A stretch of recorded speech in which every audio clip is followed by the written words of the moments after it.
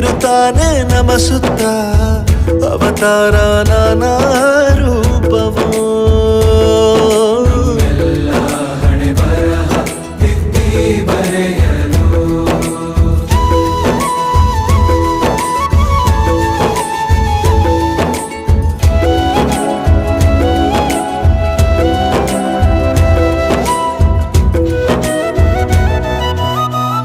ಬಾಳಲ್ಲಿ ಲೆಕ್ಕ ಎಷ್ಟು ಮುಖ್ಯ ಎಂಬುದ ಬೆರಳಲ್ಲೇ ತೋರಿ ಕಲಿಸಿದ ಗುರುಗಳೇ.